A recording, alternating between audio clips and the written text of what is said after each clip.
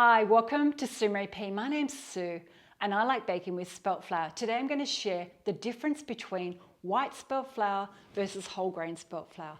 I get this question all the time.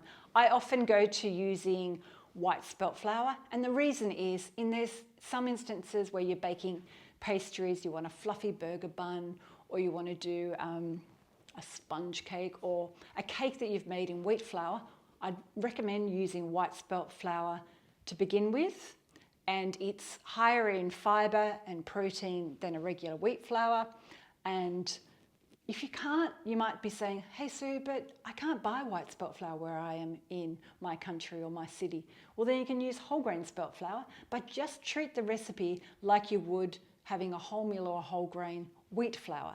You'll still need a little bit of extra liquid and moisture to make it, and it will be suitable to certain recipes, like you could do whole grain pancakes, whole grain spelt banana bread, carrot cake, those kind of healthier type of recipes, or scones.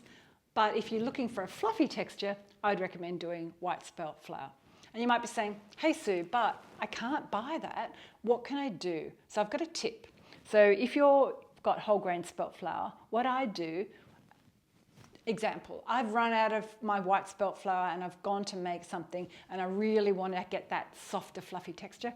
I grab my whole grain spelt flour and I use a sift like this, or you might have a different type of sifter or sieve, and I remove some of the grain, and then that way I can still get a lighter texture, and then I'll throw the grain into something else where it doesn't really matter with the texture I'm trying to achieve.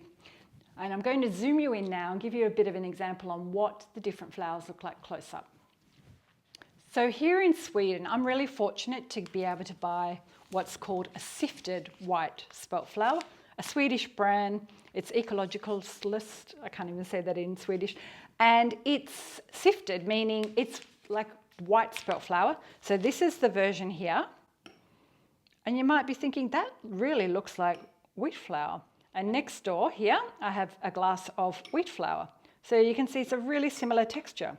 So if you've got your favorite butter cookie or banana bread or carrot cake that you're always making wheat flour and you're scared to start baking, you can bake it 1-to-1 in white spelt flour. So say if the recipe says 2 cups of wheat flour, you can do 2 cups of spelt flour, and the results will be pretty similar. This will have a slightly different taste, but not noticeable. When I first started baking, my friends didn't notice that I used spelt flour instead of wheat flour. And the second one here, or the third glass, it's called FULKORN dinkelmeal, or dinkel spelt. And that means it's whole grain, wholemeal, and it's got the grain in it, and it's not sifted. And as I said before, that's really good if you're trying to get more fibre in your diet. This one actually has, I'll give you the fibre content, that has 9.5 grams of fibre per 100 grams compared to 3.6 grams of the white spelt flour. And then protein, this has 14 grams, that's 13 grams, and that wheat flour only has 10 grams. So if you do want to be healthier, have more fibre, treat the whole grain or the wholemeal or the FULKORN like you would if you had a wholemeal or a whole grain wheat flour. So if you've got a recipe for your favourite banana bread in whole grain wheat flour, you can use whole grain spelt flour. A few tips when starting baking with spelt flour. If you want to bake a bread, I would recommend using white spelt flour. If you can't get white and you want to use whole grain, you can use it, but here's some tips.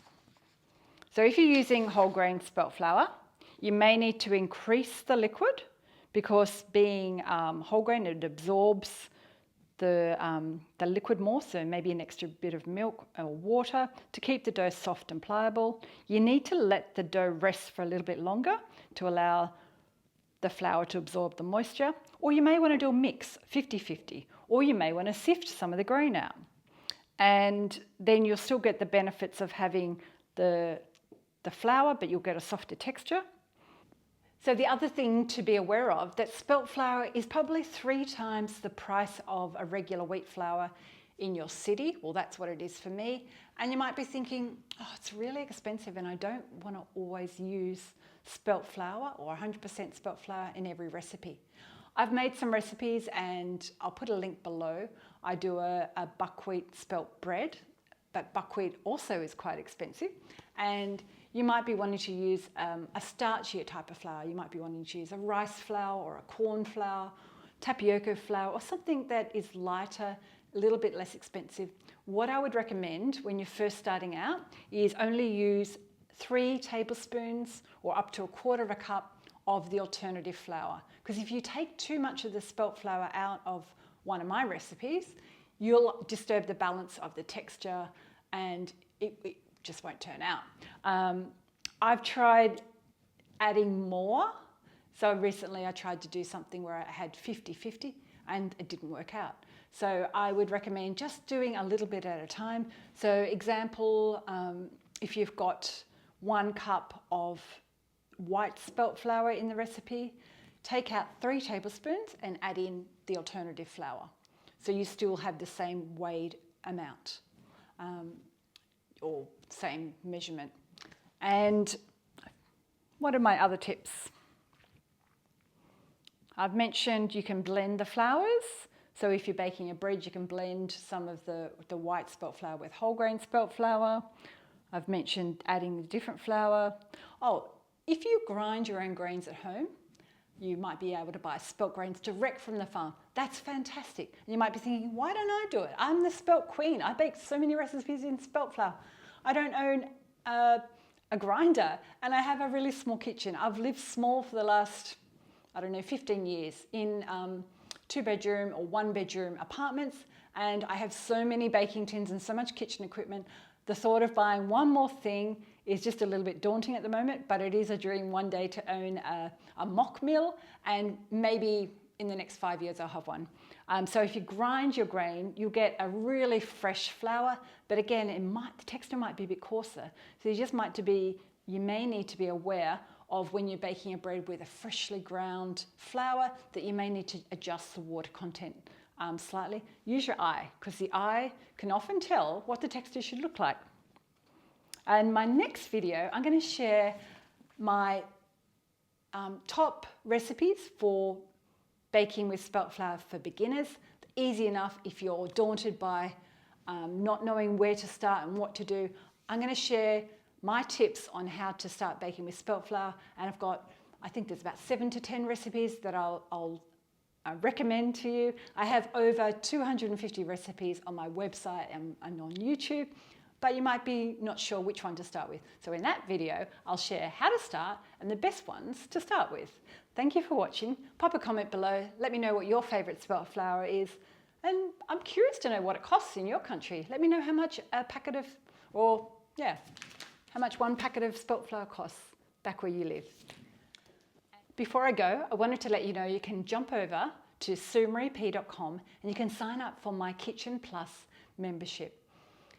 You can have more recipes, a one-on-one advice. You can send me emails and ask me a request to do a special video just for you. I give you extra tips and there's only a small fee. And if you want more information, jump over to suemareep.com and you become a member.